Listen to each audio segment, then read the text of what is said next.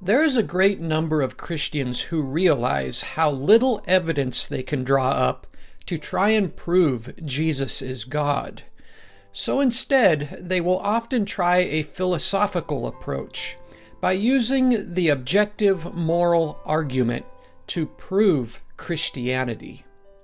Where do your morals come from, they will ask me, as if this is some kind of proof for their God? So I will be addressing this question in detail. But before I do, I would like to note just how morally horrifying this God seems to me. I mean, just look at this world that he allows to continue year after year. The suffering is beyond comprehension. This small child was born without skin, an agonizing existence. If I were a good God, I would do something at least for those who are suffering by no fault of their own.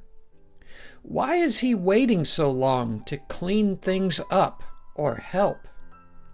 This has got to be a sick mind at play. And a hell? Really? I can maybe understand death, but torture? Weeping and gnashing of teeth, where the worm never dies and the smoke rises up forever and ever? Can you imagine being so evil that you would torture the creatures and people you created? This is a disturbing entity. Commanding people to stone people to death? I am thoroughly disgusted. If reading the Bible doesn't disturb you, we have a problem. Proudly, I say, I do not draw my morals from out of the Bible or any other invisible gods. Honestly, I don't believe Christians do either. Quite frankly, people who do draw their morals from any god or holy book, these are the people we should be scared of the most.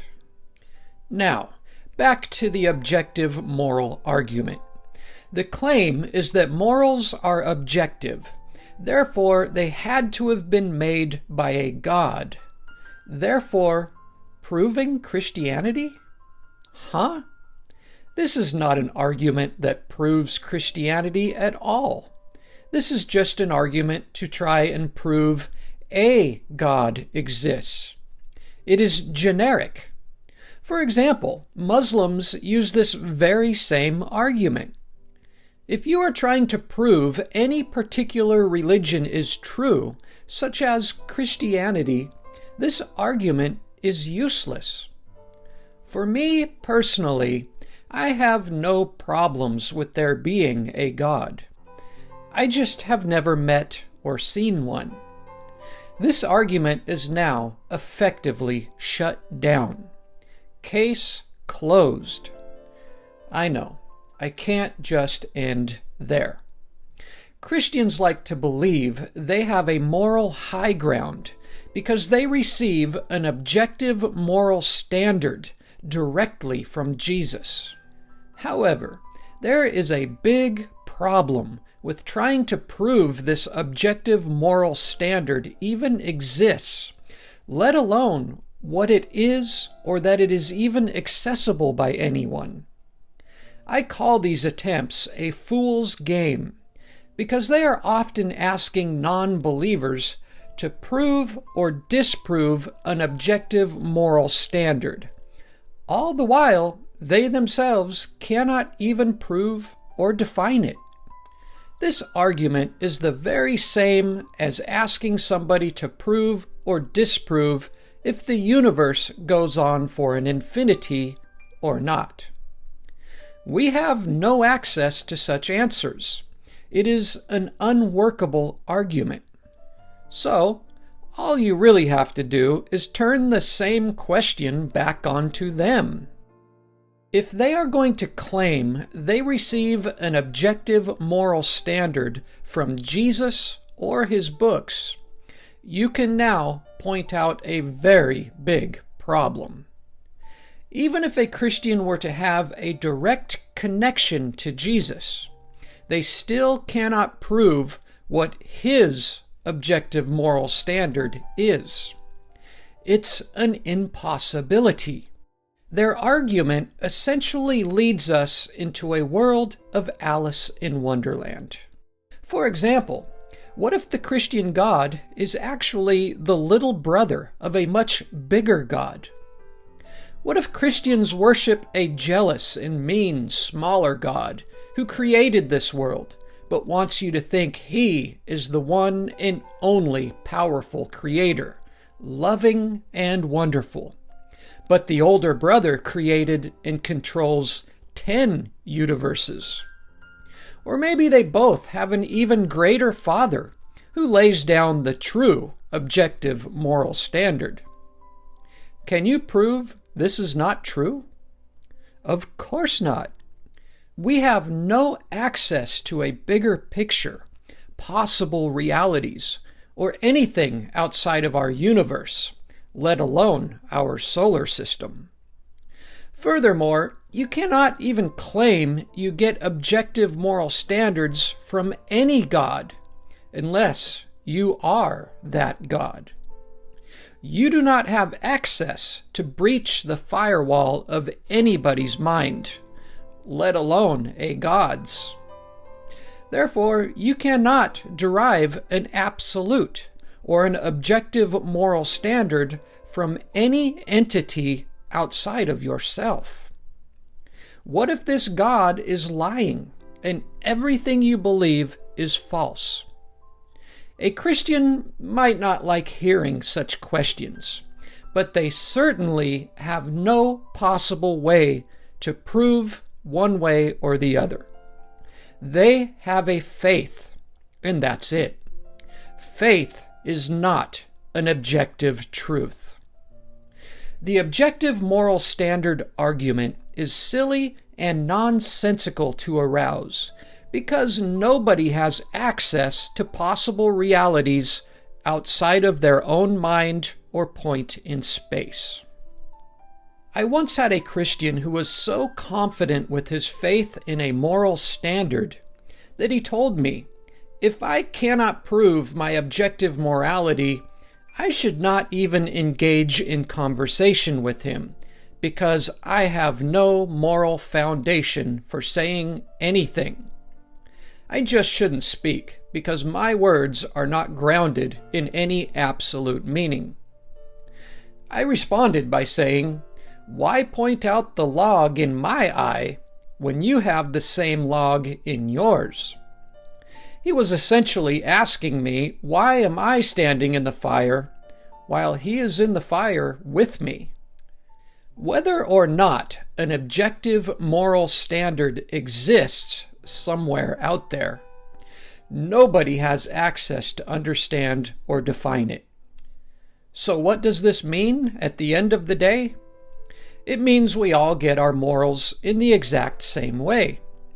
Christians, Hindus, agnostics, and atheists. We all rely on a set of subjective morals based on our culture, family, friends, and yes, sometimes even our books. Certainly we can draw a few healthy morals out of the Bible, if you cherry pick. But these are not objective. They are just books. Thankfully, we live in a world where most people have morals that are very similar, regardless of religious affiliation, or no religion at all. Most of us do believe that raping and stealing is wrong. And all of the words we use to describe these acts, such as evil, are essentially the same in meaning between all people. If Christianity suddenly vanished from our societies, our idea of what evil is would not suddenly be lost or confused, as if we need Jesus to establish a moral standard for ourselves. We may never be able to prove an objective moral standard does or doesn't exist, but this does not change the fact that the majority of us, more or less, agree on what constitutes evil, and most of us dislike evil thoughts and activities. We don't need invisible gods or books to tell us what is right and wrong. We have parents, real mothers, and tangible fathers all around this world who want nothing but the best for their children. They want peace, health, and safety. Morality is very organic. Of course, our morals are subjective and can differ to various degrees. Not even Christians agree on or share the same sense of morality. They argue these things all the time. Identifying an absolute objective moral standard is impossible for anybody. But even with the subjective morality we all share, we will discover just how much more alike we are than different, both the religious and non-religious. Most of us want well-being and a good, happy life, so we live according to behaviors that would support such an outcome. It's not perfect, but for the most part, it does keep most of us treating each other with dignity and friendliness. I have discovered 3 primary sources for how moral foundations are established. Number 1 is culture. Culture may not always be ideal, but certainly provides us with a basic moral principle. Put simply, in order for a culture to survive and flourish, it must teach a moral set of rules that benefit the whole. Unfortunately, culture alone can have unpleasant ideals. For example, if you were a Jew during the time of Moses, you might find yourself participating in a local weekend stoning, whereas you are now a part of a mob throwing rocks with the intent to kill the next-door neighbor lady who couldn't prove her virginity on her wedding night. But if you live here in the modern world, where secularism has been dominating, you most likely have a more empathetic and compassionate set of morals. Some would argue that human morality has reached its highest point, whereas most people have more empathy for others compared to any other time in world history. Number 2 is intellectual reasoning collectively with our families and communities. With the rise of democracy in our world, we have also seen a rise in more loving and empathetic morals. When we communicate, listen, and provide a voice for everybody, we are able to understand the value in each other and achieve a better life working together. Through intellectual reasoning, we can accomplish better living conditions for a higher number of people. And number 3 is genetics.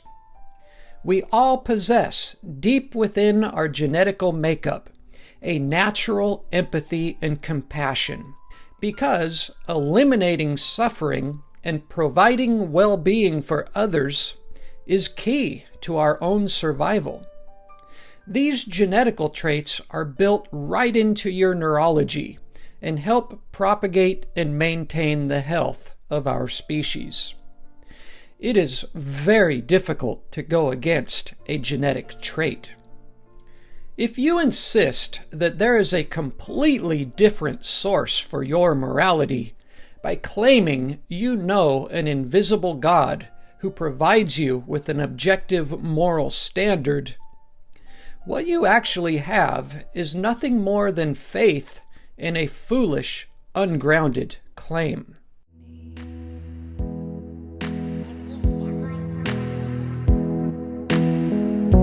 I don't believe in masquerades. I don't believe that you're okay. I don't believe that God will save. Only you can solve your problems. I don't care what they sold you. They are not here to hold you.